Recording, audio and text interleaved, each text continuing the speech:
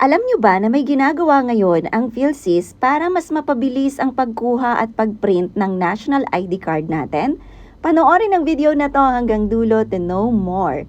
And please, favor naman po, pakiclick ang subscribe button sa ibaba, i-like ang video na ito at i-share na rin sa inyong mga kaibigan.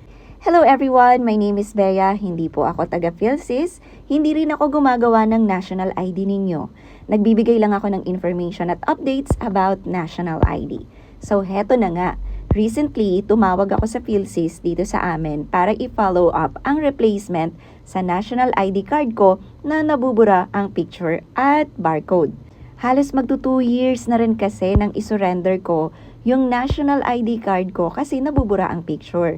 Pero until now, hindi pa rin napiprint ang kapalit sa national ID card ko. Sometime in 2024 kasi, itinigil ng Bangko Sentral ng Pilipinas ang pagpiprint ng mga national ID.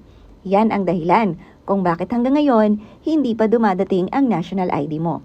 Yes, Bangko Sentral ng Pilipinas ang nagpiprint ng national ID cards natin dati. Pero dahil natapos na ang kontrata, natigil ang pagpiprint ng mga national ID card natin na siyang dahilan kung bakit hanggang ngayon hindi pa nadideliver ang national ID card mo kahit ilang taon ka nang nakaregister. Pero base sa pag-i-inquire ko sa PhilSys, para mapabilis ang pagpiprint at pagbibigay ng national ID cards, local or regional PhilSys office na ang magpiprint ng mga national ID cards natin. So, ang mga national ID card ay hindi na sa Manila manggagaling, kundi sa mga local PhilSys na sa ating lugar. Ibig sabihin, mas magiging mabilis na ang pagkuha ng national ID kasi pwede na itong i-print sa mismong PhilSys office sa lugar natin. Nakatakda raw itong ipatupad this year 2026. Kaso, nasa kalahati na tayo ng 2026.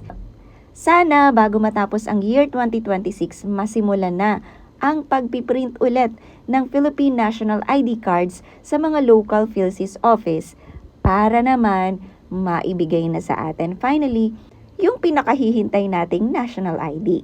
Huwag tayong titigil sa pag-iingay at sa panawagan na sana mas maayos na ma-implement ang printing ng national ID cards at ang pag-implement ng Philippine Identification Law. Thank you for watching and stay safe.